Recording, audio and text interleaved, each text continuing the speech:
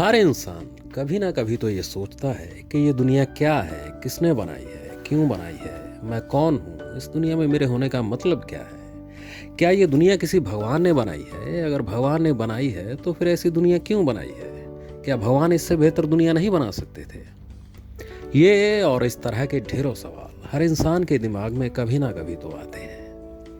लेकिन क्या आपको पता है कि जब भी आप इन सवालों के बारे में सोच रहे होते हैं, अपने दिमाग के घोड़े दौड़ा रहे होते हैं, तो आप फिलॉसफी के एरिया में घूम रहे होते हैं।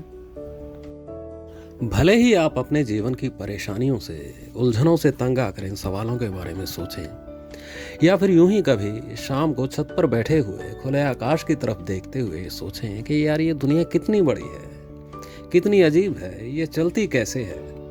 जब भी आप इन सवालों के बारे में सोचते हैं तो यकीन मानिए कि आप एक फिलोसफर की तरह ही एक्ट कर रहे होते हैं।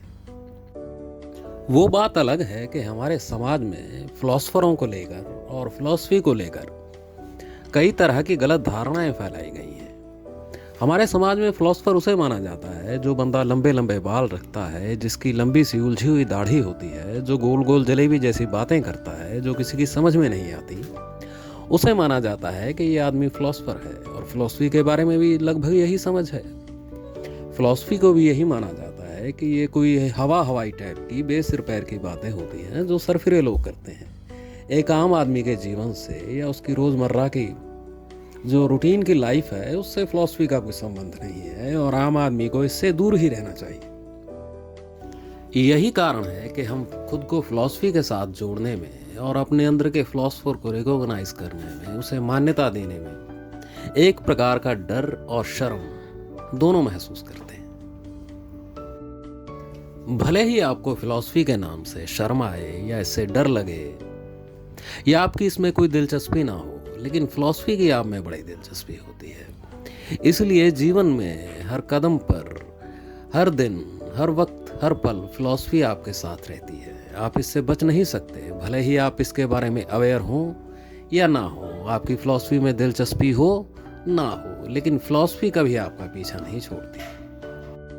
एक बार जब मैं छठी कक्षा में था तो हमारे स्कूल के प्रिंसिपल साहब हमारी क्लास में आए और उन्होंने बच्चों से एक सवाल पूछा कि बताओ बच्चों, एक इंसान में और एक जानवर में क्या फ़र्क होता है। तो जिस बच्चे को सबसे पहले प्रिंसिपल साहब ने खड़ा किया, उस बच्चे ने जवाब दिया कि सर, ऐसा है कि जानवरों के 4 पैर होते हैं और इंसानों के 2 पैर होते हैं। तो प्रिंसिपल साहब ने पलट के पूछा कि बेटा, जब तुम छोटे थे तो क्या कभी तुम्हारे पापा ने घोड़ा बन के तुमको पीठ पे बैठा के घुमाया था? तो बच्चे ने बोला हाँ। तो प्रिंसिपल साहब बोले कि बच्चे, ऐसा है कि जब तुम्हारे पापा घोड़ा बना करते थे तुम्हें पीठ पे घुमाने के लिए, तो उस टाइम उनके भी 4 पैर हुआ करते थे। अगर हम इंसान अपने हाथों के बल चलना शुरू कर दें तो हमारे भी 4 पैर हो सकते हैं। फिर दूसरे बच्चे को खड़ा किया, उससे पूछा, तो उसने जवाब दिया कि सर, ऐसा है कि जानवरों के पूंछ होती है और इंसानों के पूंछ नहीं होती। तो प्रिंसिपल साहब ने जवाब दिया कि देखो बेटा, बात ऐसी है कि जानवरों की ऐसी बहुत सी प्रजातियां हैं जिनके पूंछ नहीं हुआ करती। बंदरों की ऐसी बहुत सी प्रजातियां हैं, जैसे ओरंगटन है, चिंपांजी है, गोरिल्ला है, जिनकी पूंछ नहीं होती, लेकिन फिर भी वो जानवर होते हैं। तो इस तरह से बारी बारी से क्लास के सभी बच्चों को खड़ा किया गया और सभी ने तरह तरह के जवाब दिए। लास्ट में प्रिंसिपल साहब बोले कि बच्चों, आपकी बातें सही तो हैं, लेकिन पूरी तरह सही नहीं है।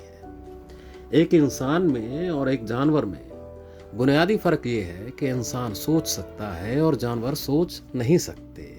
हमारी सोचने की जो क्षमता है, जो कैपेसिटी है, वो हमें जानवरों से अलग करती है।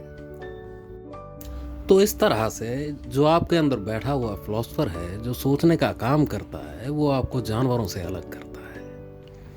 तो फिलॉसफी पे शर्मिंदा होने की बजाय आपको इसे थोड़ा ढंग से, प्यार से लेना चाहिए, क्योंकि जितना आप फिलॉसफी के करीब होते जाएंगे उतना ही आप एक बेहतर इंसान बनने के भी करीब होते जाएंगे। क्योंकि हमारी सोचने की जो कैपेसिटी है उसी ने हमें जानवरों से अलग करके इंसान बनाया है। इसलिए सोचिए ज़रूर, हाँ, लेकिन उतना ही सोचिए जितनी आपकी कैपेसिटी है। ओवर थिंकिंग करेंगे तो फिर परेशानी में भी पड़ सकते हैं। अब बात करते हैं फिलॉसफी शब्द की कि ये आया कहाँ से है। फिलॉसफी शब्द जो है ये ग्रीक भाषा का शब्द है जो 2 शब्दों से मिलकर बना है, फिलॉस और सोफिया। फिलॉस का अर्थ होता है विजडम, यानी कि सयानप, अक्लमंदी, दानिशमंदी, बुद्धिमत्ता। और विजडम और सोफिया का अर्थ होता है लव, प्रेम, प्यार। अर्थात अक्लमंदी से, दानिशमंदी से, बुद्धिमत्ता से प्यार करना जो है वो फिलॉसफी है।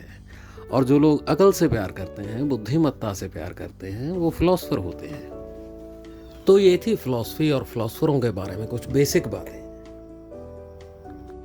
तो अगर आप भी अपने अंदर के फिलॉसफर को जगाना चाहते हैं और विचारों की गहराइयों में उतरने के शौकीन हैं, तो इस चैनल को लाइक, शेयर और सब्सक्राइब ज़रूर करें। आपको विचारों की गहराइयों में लेके जाऊंगा तो ज़रूर, लेकिन वहाँ डूबने नहीं दूंगा, ये वादा है मेरा। मिलते हैं अगले वीडियो में।